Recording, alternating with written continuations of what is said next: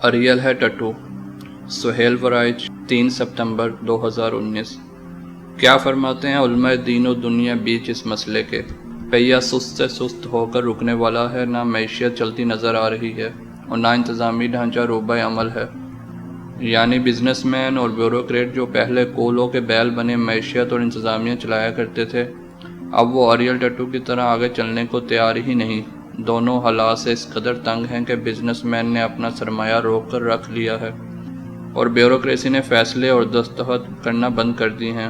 یوں ایک خاموش احتجاج نے ملک کو معطل کر رکھ دیا ہے۔ دو الف یعنی اسٹیبلشمنٹ اور اسمبلی دونوں ریاست کو چلانا چاہتے ہیں، لیکن بزنس مین اور بیوروکریٹ ضد کر بیٹھ گئے ہیں۔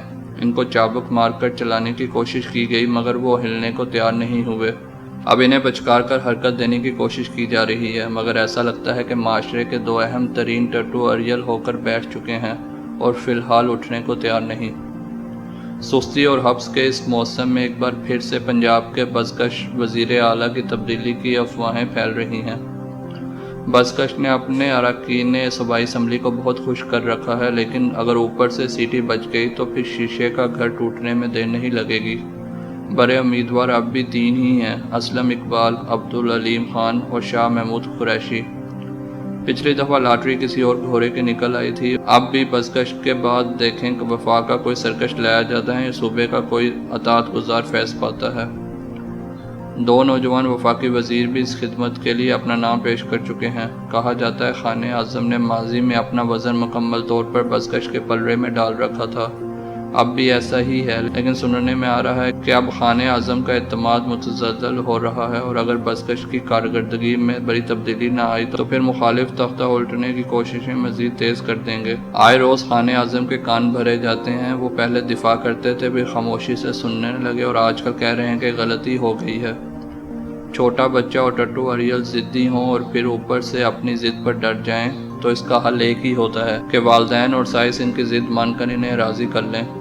اسی فارمولے کے تحت بزنس مین اور بیوروکریٹس کے حوالے سے نیب کو ہدایات دی جا رہی ہیں اور نیب قوانین میں ترامیم کا بھی سوچا جا رہا ہے۔ دوسری طرف اریل ٹٹو پر بظاہر ان اقدامات کا اثر نہیں ہو رہا۔ اگر دسمبر تک یہ 2 بے راضی نہ ہوئے تو پھر بڑی تبدیلی کی بات شروع ہو جائے گی۔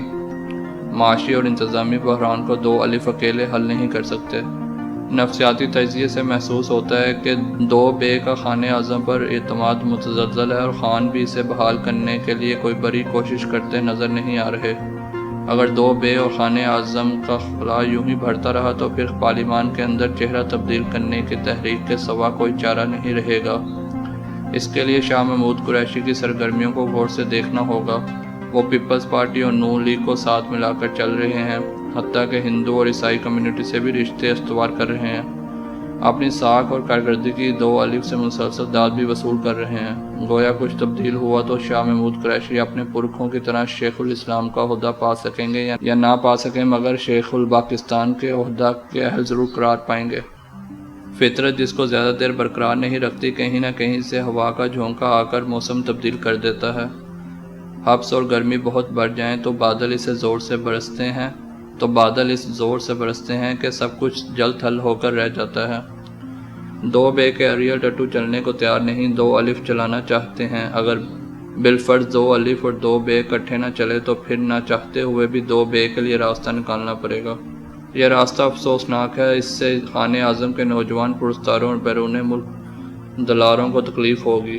وہ جمہوری نظام اور ریاست پاکستان سے مایوس ہوں گے، مگر یہ بھی تو سوچنا ہے کہ ملک کے معاشی پہیہ نہ چلا، باہر سے خون برسا، نہ بیرون ملک پاکستانیوں نے سرمایہ کاری کی، نہ پی آئی اے، نہ ہی اسٹیل ملز کو چلانے کے لیے بیرون ملک آباد پاکستانی پروفیشنلز میں سے کوئی آیا ہے۔ معاشی اصلاحات ضرور ہوئی ہیں، ان کے نتائج کیا ہوں گے ابھی ان کا انتظار ہے، لیکن اکتوبر میں جب نئے ٹیکس سال کا آغاز ہوگا تو تاجروں اور صنعت کاروں کی چیخیں اور بڑھ جائیں گی، اور اگر مہنگائی نہ رکی تو تنخواہ دار طبقات کی آواز بھی ان میں شامل ہو جائے گی۔ خانِ اعظم کے حمایتی انصافی جیالوں کی طرح اپنی پارٹی کے اندر وفادار بن چکے ہیں اور ہر طرح معترض کے اعتراض کی اینٹ کا جواب جذبات کے پتھر سے دیتے ہیں، مگر افسوس معیشت کے جذبات نہیں ہوتے۔ بزنس مین اور بیوروکریٹ غیر جذباتی ہوتے ہیں، وہ صرف اعداد و شمار دیکھتے ہیں جو مایوس کن ہے۔